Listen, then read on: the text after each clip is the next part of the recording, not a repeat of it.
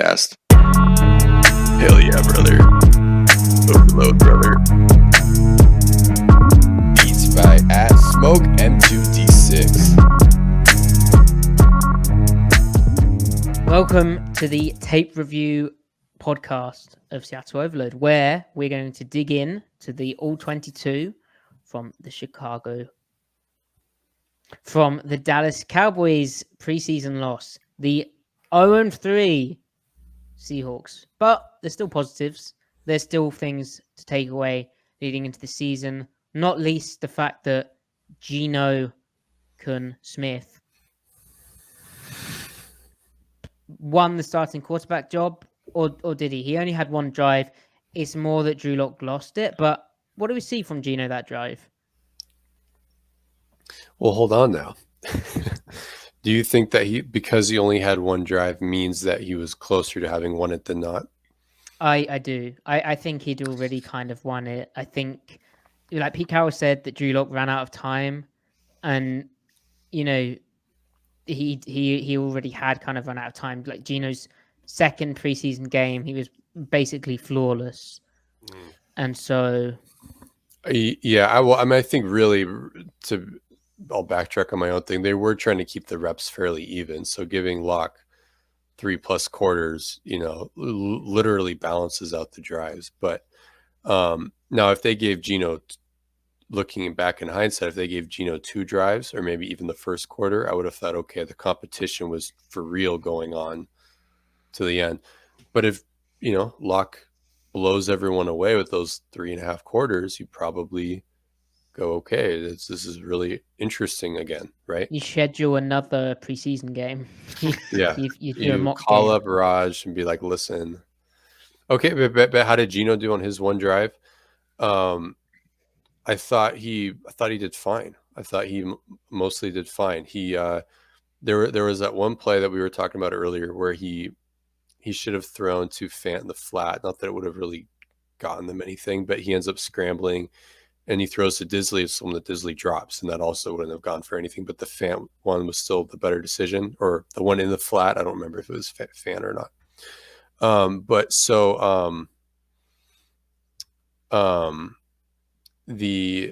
So like right off the bat, I'm trying to think, did the boot come first?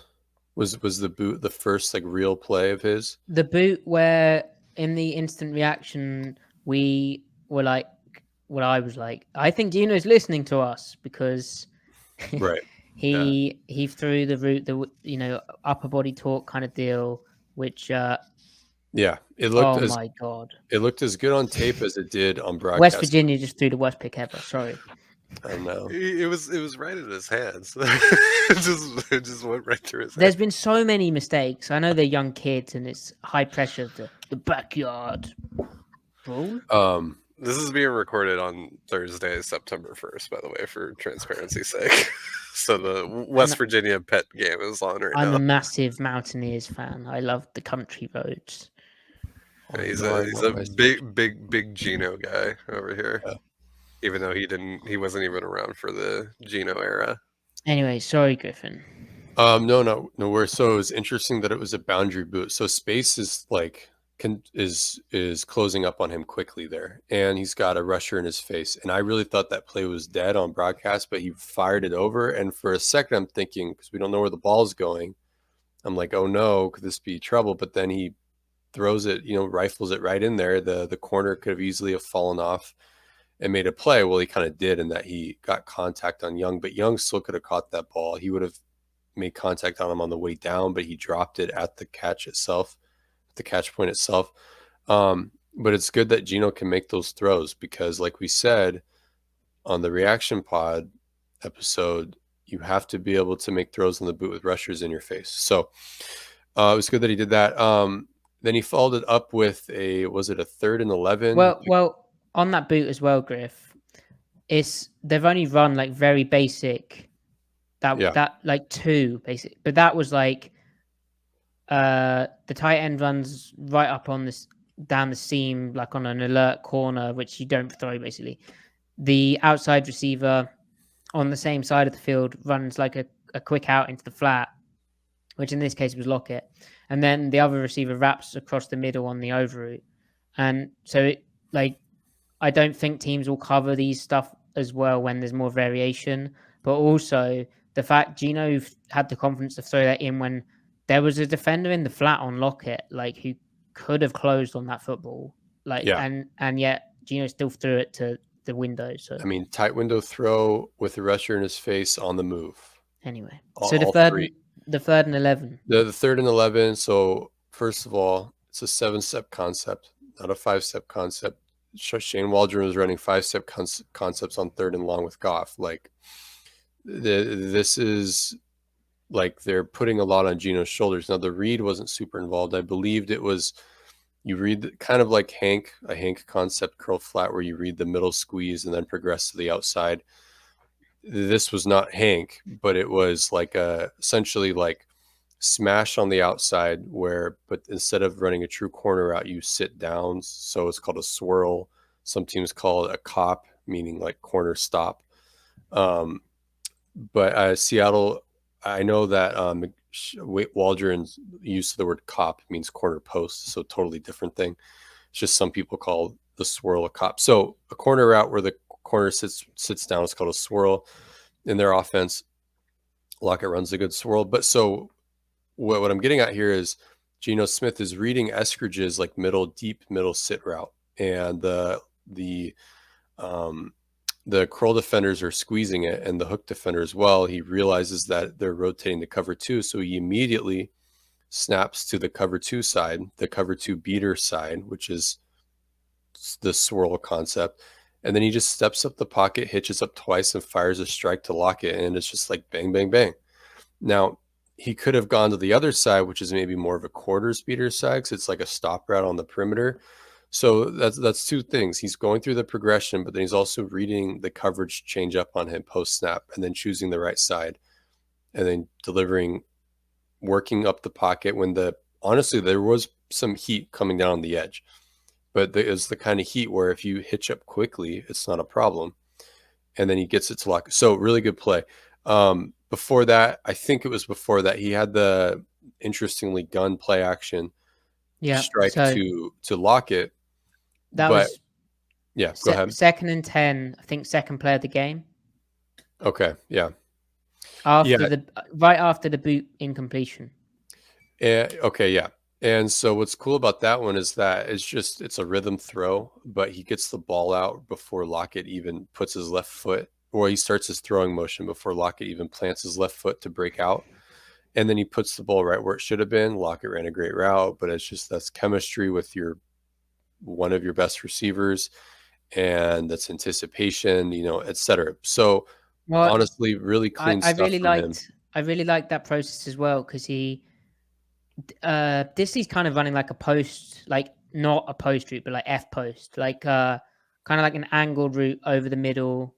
Think about Texas, where the back runs that kind of route. But it's like the 45-degree route, but it breaks at 8-9 yards, kind of. I think calling it kind of F post is the right sort of thing. Y post. But anyway, he looks at that and the rat's underneath it, and so he just progresses through. It's all synced up with his feet as well, with the drop and the gun play action. And yeah, like you say, hits Lockett really nice. So awesome seeing him connect with Lockett on two like sexy quarterback plays.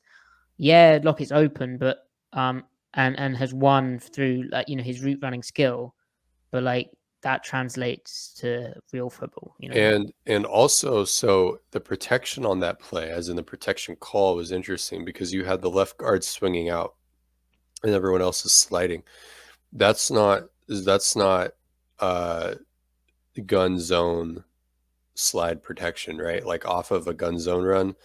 That's off of their constraint gun runs where they're running draws or power, right? Or gap stuff rather. So that means that they're going to be doing very little gun running, and it's only going to be constraint runs. It's not like a base zone run that they have in the gun anymore. But then they still even have a play action menu off of it, which is cool. So that means if you're in 2nd and 10 or 2nd and short even, And the defense is in the look where where they're going to run on a lot, and the defense knows they're going to run. They could also play action at any point. So it's like even your constraint has a constraint off of it, which is cool because it provides them flexibility in their stuff. We'll see how that evolves over time. But like, yeah, that's where you can still pick things out from preseason, because you don't do things that you don't practice, or the other way around. You do things that you practice a lot. And if you are practicing that a lot, that implies more stuff, even if it's preseason. So after that Lockett swirl corner catch, there was the 1st and 10, and they had a mesh concept going on, and Geno managed to get a little defensive pass interference flag when trying to throw to Noah Fant's shallow crosser against what I think was a cover 3 kind of deal going on, cover 3 match. And it was nice because he tried to throw Fant open. He moved up in the pocket again. It was a clear hook. The defender got there early. And it might have been a touchdown if there was no interference. Good call. And you know what? He did similar against. He tried to throw a whip route to Tariq Young, and the corner hooked Young there. Like he got there way early to recover on because he broke to the outside and then was going to get beat to the inside if he hadn't hooked him. It wasn't called, and Young dropped the pass. But yeah. So again, trying to throw guys open against coverage, good reads, quick enough reads, moving up in the pocket using his pass pro. Charles Cross doing well. It was the third read in the progression as well. Yep. They'd covered everything up pretty good and pretty calm in the pocket and all that stuff. And then things started to go wrong. Not through Geno's fault, because Travis Homer from the 20-yard line had his outside run. It looked like he was almost going to get him for a touchdown. And then it came back for holding on Phil Haynes, where, I mean, it's the kind of thing which offensive linemen do all the time, where he's front side, his guys got outside, and he holds him for a fraction too long for the official's liking, but it's not a hold. The problem is at the end of the play, he held his arms out like, I didn't hold him, which is the classic. Yeah, draws attention to it. It's like, oh, he did hold him then, when he didn't really. He just made too big a show of letting him go. So, yeah. Then they're in 1st and 20, and this is the play that I think Geno, I have an issue with him. Now, the Cowboys, a big part of their defense is disguising, showing middle field closed and then spinning into middle field open. They did it a lot last year. They did it a lot in this game.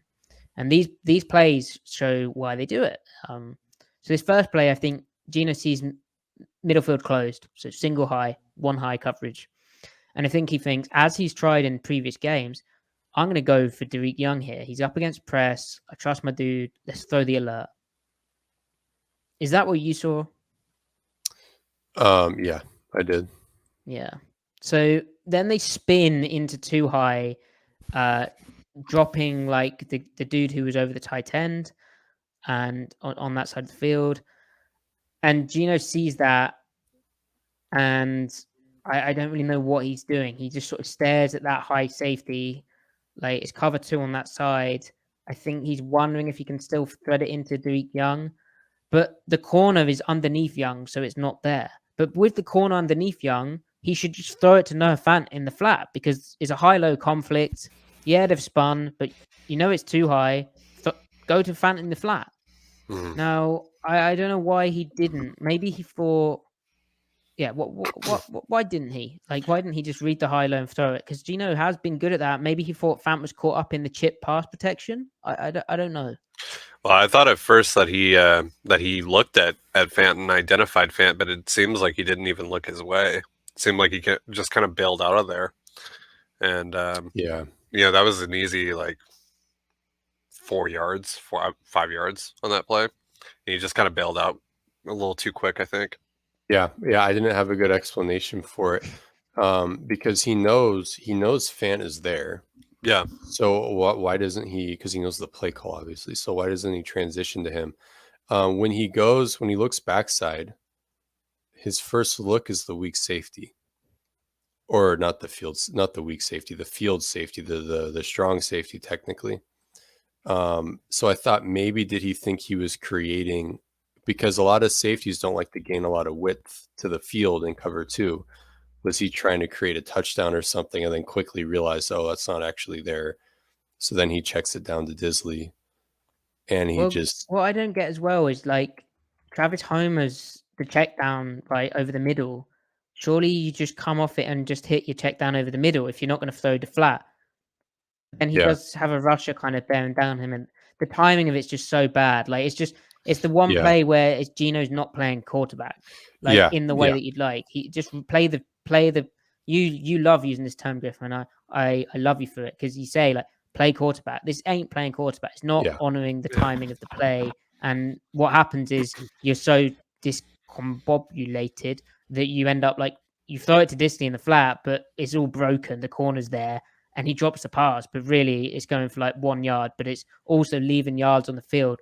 This should have been getting the team into 2nd and 15, 2nd and 12.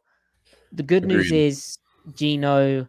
I love your explanation, Griff, about, you know what, maybe he did think he could try and throw it to the field goal, and he's trying to peak on that. That's the one thing which makes sense here, because it's anyway, still it's not like, it's not an excuse, right? It's just an explanation. You still would rather, because we're just trying to make sense of why did you do it, because like you said, he's not playing quarterback. Like, what is happening? You want to see him hit Fant 10 times out of 10 times, and either Fant gets tackled for 2 yards, or he breaks a tackle or makes the guy miss with like a little jab step, then he gets 8 yards. Like the range of things that can happen are just, especially on whatever, 1st and 20, right? So yeah, that's a demerit there. But then the following play, Maddie, the 2nd and 20, which was the sack, and as JT Daniels just gets sacked. Great. So the sack, Geno, initially, in our initial reaction, our instant reaction pod, we didn't understand the play call, and we didn't really know why Geno was staring it down so much, because it was what looked like an out route and a go route into cover 2, which is a weird play call, right? Mm-hmm. And it looked like Geno was staring down the honey hole for far too long and not moving off it. Now, Tariq Young comes out in his press conference and he's like, I had a missed assignment in the preseason where the Cowboys were showing, like we said, showing cover 1, spinning into cover 2. And that's interesting. And he goes, my missed assignment was I was running an out route and I thought it was cover 1, so I ran an out route, but it was actually cover 2 and I should have throttled it down. And then you go, as Mike Dugard did on Twitter, you go and look through the plays, and the one play where Tariq Young is running an out route into cover 2 is this play. And if he throttles it down, is there. That Geno Smith has the throw. And you look at Geno staring this one down on the 2nd and 20 situation. He identifies what the defense is doing, because they've already just shown this guy spin into cover 2. Right. He identifies it, and he's like, okay, I'm waiting for Young to turn back and look at me, and I'll throw it to him. And then Young keeps just running outside, and Geno's like, no, stop. By which point, pressure comes. He's gone down. Right. So really bad receiver play. It's on the receiver, but could Geno have stepped up in the pocket? Could he have worked the pocket better here, or is this just a bad timing thing? Yeah, I mean, I think the only alternative, because it wasn't a progression play, so the only alternative was throwing the ball away or scrambling for rushing yards, I suppose. What happened? I don't know if that's going to be a catch, Maddie. No, don't say that. Yeah, I don't know if that's going to be a catch, Maddie. No, it is. It is going to be a catch. West Virginia has fallen. No, they haven't. They can't. They're mountains. True. Well, they're mountains degrade over time.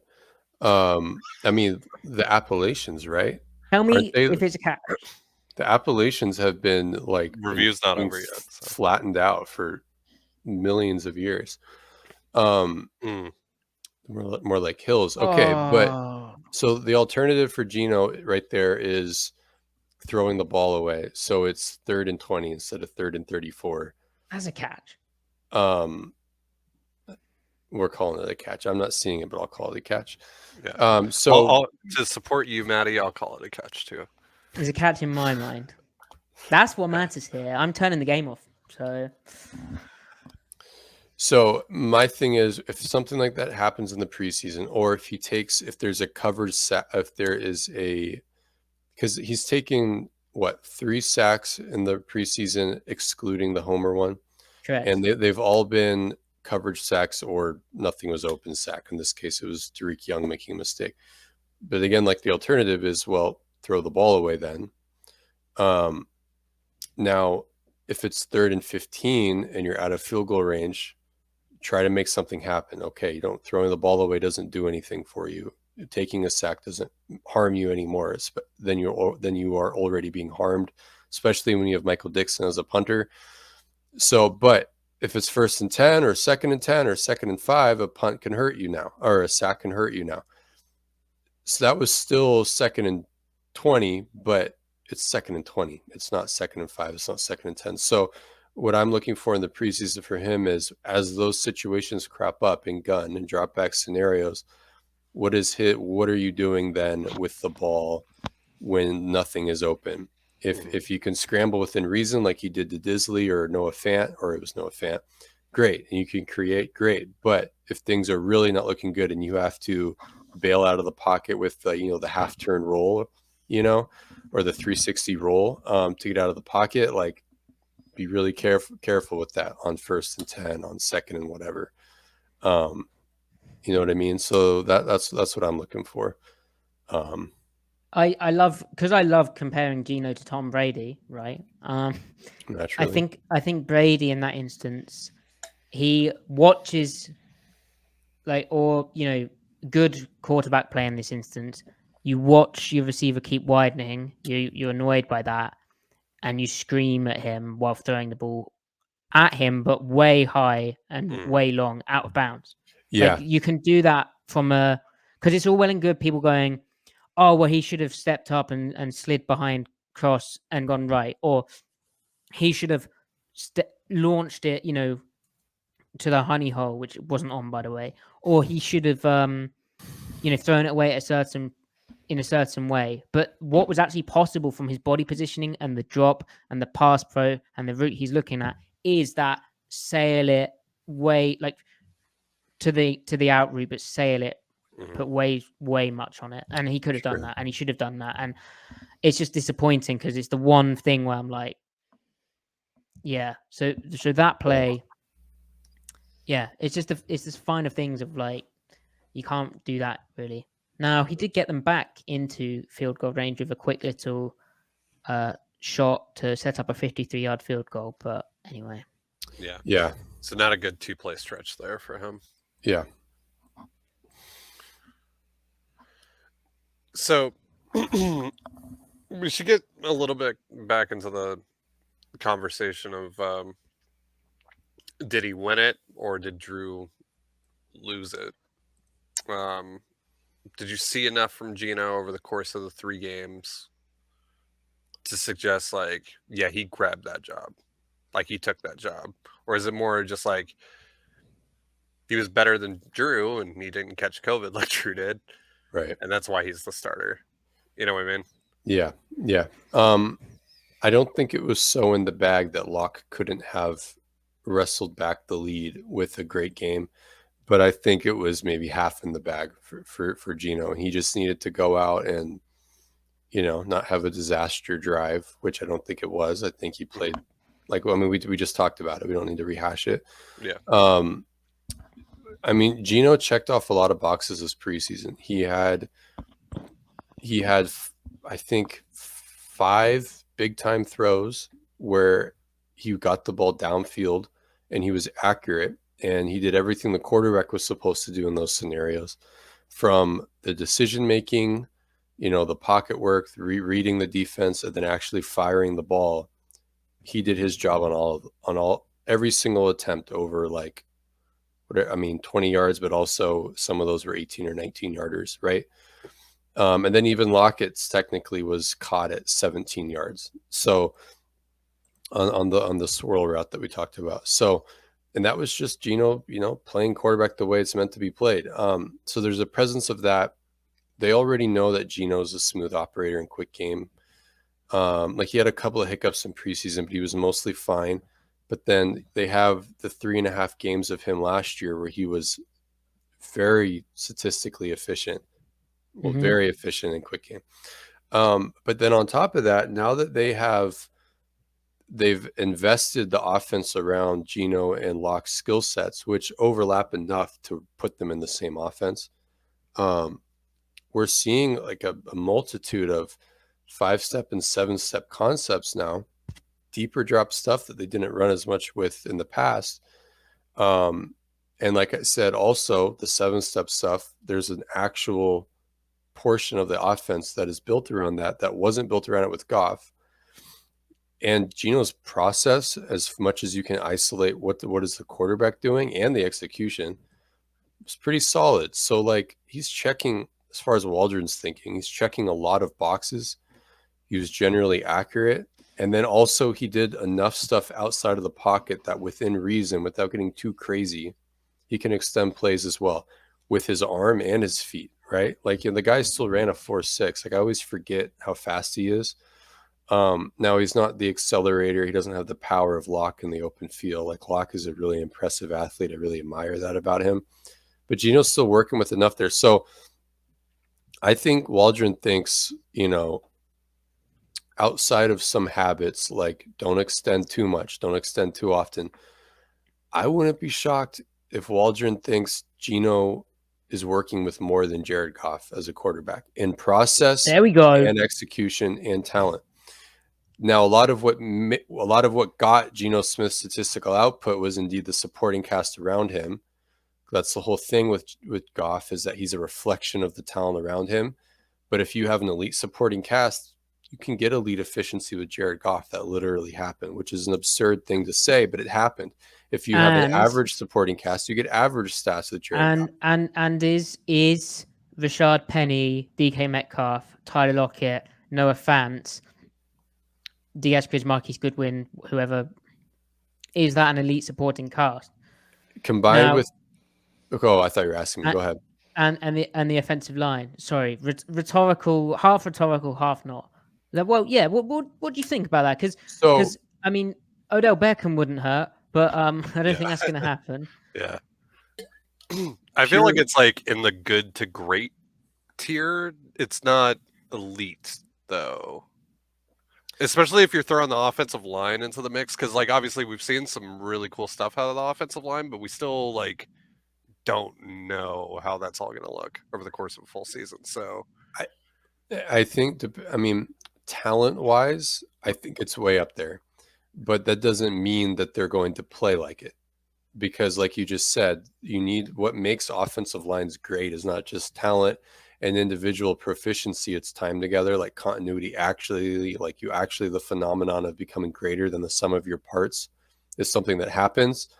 Now the offensive line still performed better than I thought they would this preseason, honestly, as well as you could realistically expect them to. Maybe Austin Blythe is the secret sauce here. But so I'm not going to make any grand statements about what the supporting cast is in reality yet, but the potential is there. I still feel like the offensive line isn't going to be worse than average, though. So if their floor is average, man, and the skill positions are what they are, and if you use Jared Goff as a frame of reference for Geno, it's who knows? I mean, Geno could fall apart. I mean, I think two things can be true. Geno has been legitimately good at playing quarterback in preseason. He has legitimately been good. That doesn't mean he will be good in regular season. Him being bad in regular season doesn't undo what he did in preseason. But it doesn't mean it will translate, And again, you're also going up against better competition on defense. So that's my that's my full-hearted answer, but it's kind of wishy-washy. Maddie, what do you think? Yeah, agree with your sentiment. I find it a bit annoying, this idea that like Locke has greater potential than Geno. I've seen you engaging with that idea too, that somehow we know what Geno is and what his ceiling is, and that Locke, has this ridiculous ceiling when and therefore the idea that you should be playing Locke whatever because he could be better than Geno, when I think for the reasons you've stated, I agree, Geno could be all right. Like, I mean, by that he's same shown. argument, Jacob Eason has more potential than Geno Yeah, you Smith. should just play Jacob Eason or anyway. Um, yeah.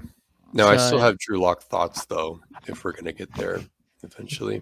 well, you think about him like late at night. Sure.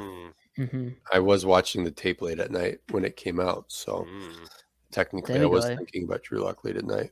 All right. In the Cuts podcast, we didn't talk about Tariq Young making the roster. That was like a big. Yeah, we did. We didn't talk about the receivers actually at all. Yeah, we didn't talk about the receivers. Yeah. Oops. Well, let's talk about them real quick. I mean, Freddie Swing got cut, as I think we all kind of expected. Kind of surprised that he didn't end up with another team, but I mean, he significantly regressed. Yeah, that's so weird, man. Yeah. I think he signed with Miami's practice squad today, so that's where he's at now. But kind of surprised he didn't end up on another 53, despite the bad preseason from him. Right. But yeah, other than that, it was just like Tariq, and then Penny Hart made the team, and I think we just kind of expected that. Right. It's so Tariq Young honestly looks way more proficient as a route runner. Actually, so at the top of the route breaking, and he actually looks pretty darn good, like way better than I thought he would. He doesn't look raw.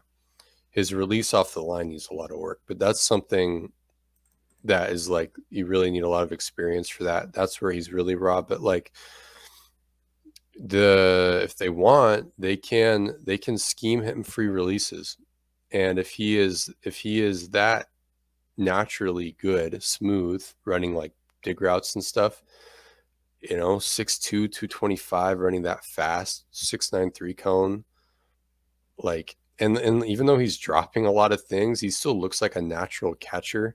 Everything looked unbelievable until the drop, which is a silly like kind of statement. Drops. But we said it. Drops. Pete Carroll said it. He was like, he's getting banged around like it's a new kind of a new situation for him. Yeah, that's exactly what we said, and that'll just come with time, I think, or it might not. But it's definitely worth keeping around when you factor in his special teams ability, the athletic traits, the fact that on the roster they're all small, other than small types, smallers, rather than bigger dudes like DK Metcalf. That's the only guy. You need a kind of mirror. Most teams I think probably do this, but I only really focus on the Seahawks. The Seahawks always like to have a little mirror going on where you've got this guy and you've got this guy, and so good for him and a fun inclusion, and they're choosing to invest in him when there were other guys that you could say are equally well. Bo Melton is still, the idea of Bo Melton is still exciting, right? And granted, he's on the practice squad. K Johnson, they put back on the practice squad. K Johnson had a good preseason. He had the muffed punt, bad special teams play. But they chose Tariq Young when they had plenty of other options. They chose him when they also wanted a veteran, Marquise Goodwin, as your fourth receiver. Like, this is not a...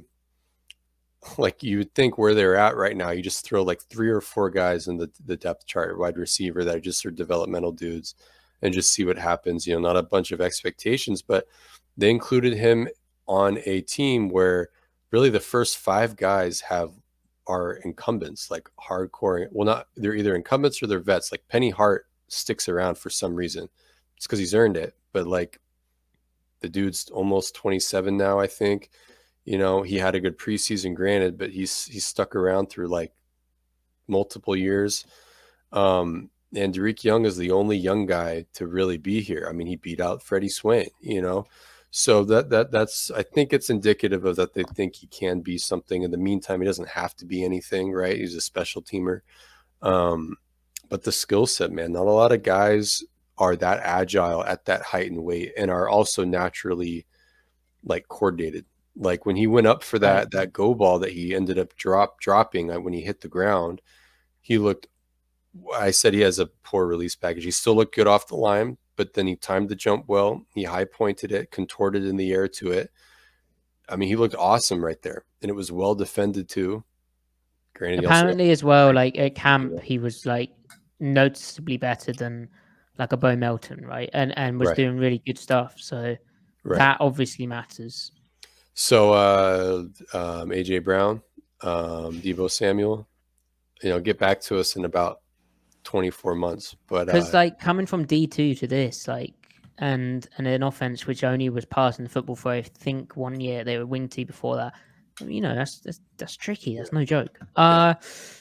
So is Deebo Samuel is what we're saying. Yeah. Talking of D's defense. Nice. That was good. Thanks. Good one. Yeah. Thanks, guys. Yeah, appreciate it. You're getting really good at this hosting thing. Well, thank you. It's going to my head. Defense, nickel is a big talking point, and I guess the cornerback group. We kind of delved into that in our last podcast. Cornerback group. We were excited to talk about it, so let's talk about it. We touched on Mike Jackson, but we also saw Artie Burns for the first time this preseason. And my one take with Artie Burns is when he's playing cloud technique, he doesn't turn his butt to the sideline as quick as you'd like. He really plays hard down on it, and sometimes routes get in behind him a bit. That was slightly surprising to me. That's also something that can be tweaked, but also it's like, this is slightly questionable. I don't know. It still feels like he's probably the most likely, that veteran assurance, because he'd been working on the right side, but then in this game he got all his reps on the left side, but then that's because they want Tariq Woolen to get exposure on the right side. Complicated. Yeah, it's odd. I mean, we still don't know who the starting corners are going to be. It's all odd, and I guess we'll find out. Pete might say next week. In one of the press conferences, although no, he probably wouldn't divulge that. But yeah, that's very interesting. Did the press man stuff seem to translate though from Chicago? Yeah, but he didn't then have as much like press quarters reps. He was kind of playing off a bit, and he also barely played. I still can't work out if he got hurt or not, but he didn't get nearly as many snaps. Like Mike Jackson took the lion's share of that, and so I know it's a tough evaluation. And yeah, it's so difficult to know what to do because Tariq Woolen, like, I don't know. There was a rep where he's playing press quarters, and his help is to the inside. Yeah, his help. No, his help wasn't even poaching front side, so it wasn't like tricks where they're playing 5-over-3 to the front side and Woolen is pure man to man.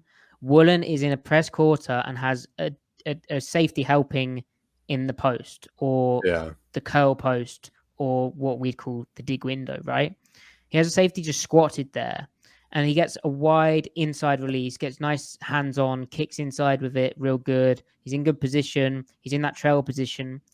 But then he moves, rather than staying outside in, because his helps to the inside, so you stay outside in, get on to the near hip, and just ride that hip out, and do not allow yourself to get stacked. He gets himself in a head-up position as though he's trying to transition with the over the middle route and gain leverage on that, and then gets beat on the corner route because he's got himself stacked, and then he's guessing. If he just keeps his leverage outside and knows, because his help is to the inside, so it works, right? Then he can cover the corner route. But it's just little things like that where it's like, okay, it's the preseason, like you live and learn, but also we can't be doing this. Like, how many are you allowed in a? Because that gets punished by real quarterbacks and real receivers. For sure. So that's the kind of scary thing with him. But then on that play, the ball doesn't get completed, partly because the quarterback ain't an NFL quarterback in the starting sense, but partly also because Woolen's athleticism recovers to be kind of a body presence, a wide body presence. Yeah, he's not at the catch point necessarily, but still he has the athletic ability, the length, the speed, the burst to recover to stuff too. So he's a real conundrum. I can't work out whether you play him, give him more exposure, or like, because what you gain from sitting him, but then, and also like, is Artie Burns that much like, is his vet savvy that much better?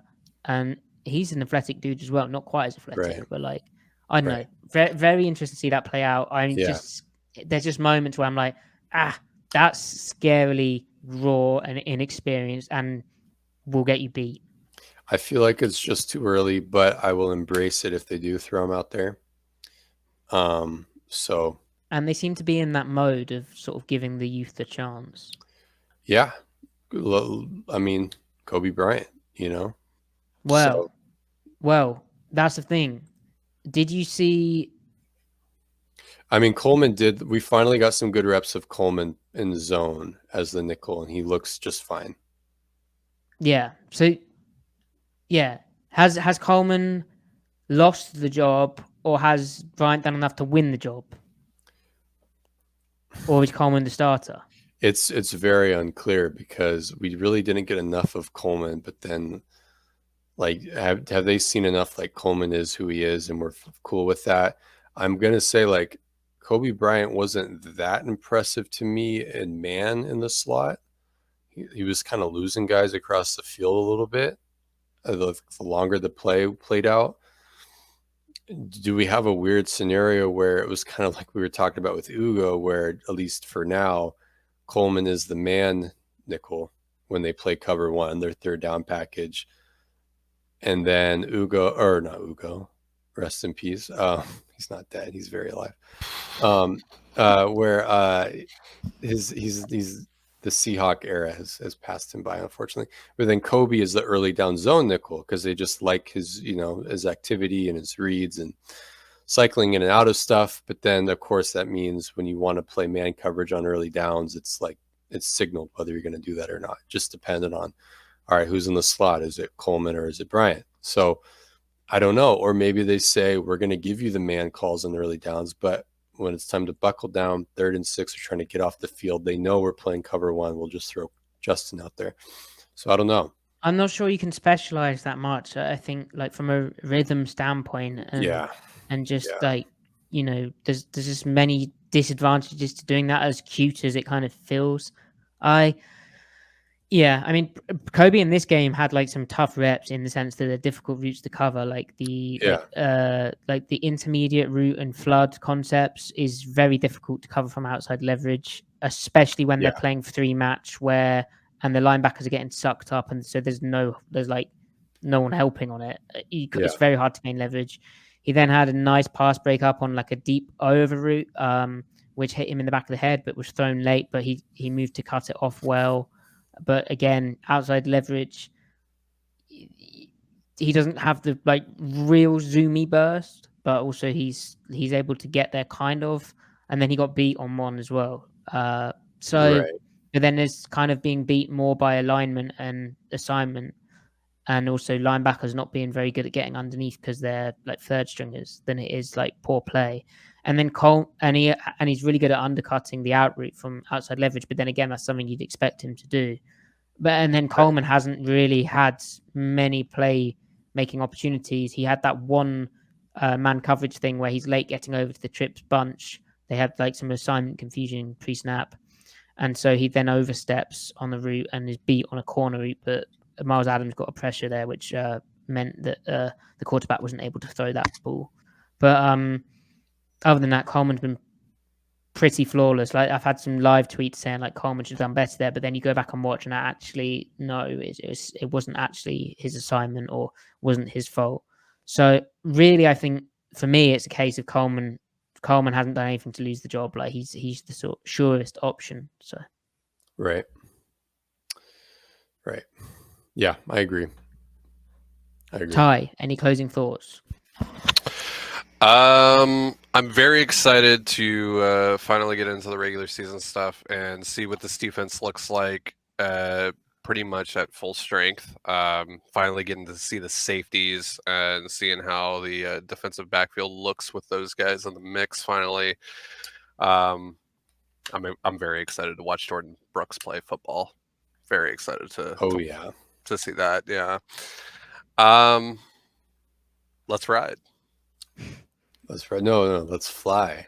Let's fly. Right. Let's fly. Yeah, my mistake. My mistake. Yeah, let's fly. Let's fly. Yeah. Well, thank you, Travis Homer.